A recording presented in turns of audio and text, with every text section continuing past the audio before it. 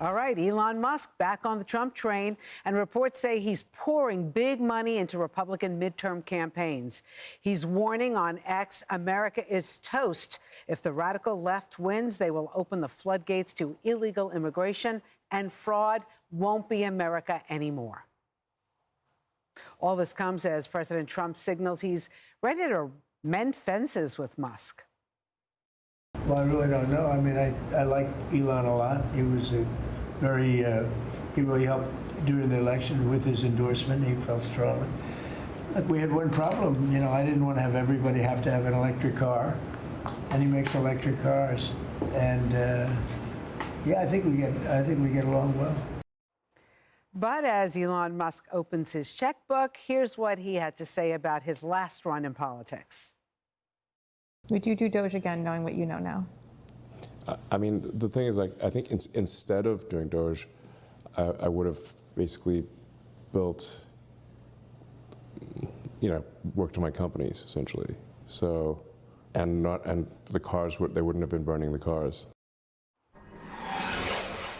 All righty, and Donna, what do you think? Is this a win for the Republican Party? Well, yeah, I think it's a huge win. First of all, we're talking about a big checkbook, right? Here's somebody who has the ability to write big checks, to influence voters, to be able to get the word out. So obviously that's very important. Second of all, we have to look at Elon Musk and think about the fact that he did make a very huge sacrifice in being part of the government for as long as he was. His businesses took a hit, his stocks took a hit, his investors weren't happy. So, you know, I do think that he made a huge sacrifice for the American people. And I think that there's a view here, and the view is, how do you see America? And we have one side that is now seeing America moving more toward this democratic socialist track. And then we have the other side that's saying we need to remain a capitalist country, and we can't forget what our goals are, and we can't forget what foundation we were built on. And I think that Elon Musk is another voice to say, here's the track that I think America should be on. And so therefore, I think it's very helpful to those that are on his side. Well, you know, MS Now is also weighing in on Elon Musk being part of all of this. Let's listen to what they had to say.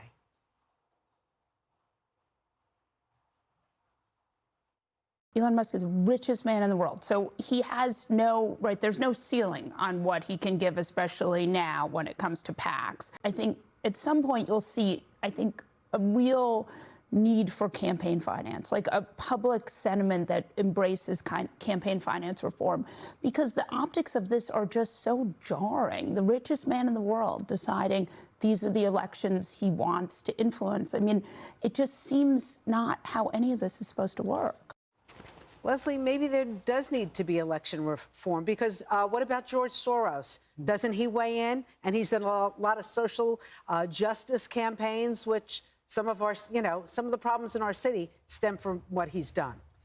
Well, I am in favor of campaign finance reform. And by the way, majority of Americans as of this morning, that's what the polls are showing, would agree with me. Elon Musk never left the Republican Party. If you read his comments, on X, and with the 25 Republican seats that my party has flipped as of late and the 0 that Republicans have flipped, to your point, no disrespect, no, it's not a Democratic Socialist Party. There are Democratic Socialist candidates that work in some places like here in New York. We saw central, more moderate Democrats like myself in Virginia, in New Jersey, become governors. And we see the momentum and, the poly market odds of, 87% now that my party is going, Democrats are going to take the House easily and may even take the Senate. We need to flip 4 seats.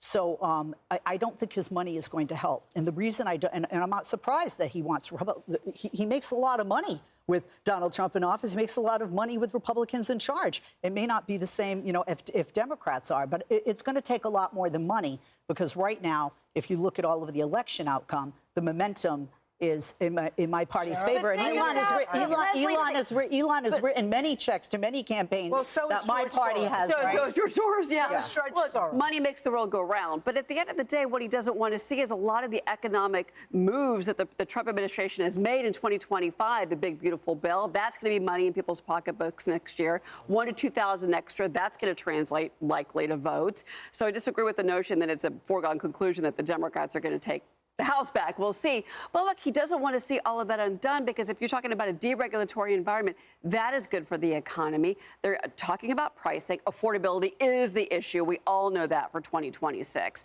But that is why he doesn't. And yeah, he thought about doing his own party. Maybe he was angry at the president. He seems to have gotten over that anger. But at the end of the day, it is about the economy, stupid. And that's what this year is going to be about. And if we're going to be nothing but 2 years of impeachment proceedings if the House goes. Tom, I'm just wondering, Donald Trump and Elon Musk have a very interesting relationship.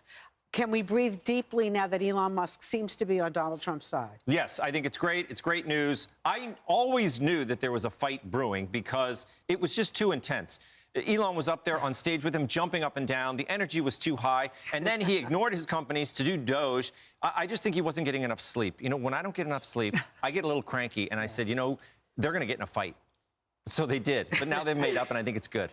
Hey everyone, I'm Emily Campagno. Catch me and my co-hosts Harris Faulkner and Kaylee McEnany on Outnumbered every weekday at 12 p.m. Eastern, or set your DVR. Also, don't forget to subscribe to the Fox News YouTube page for daily highlights.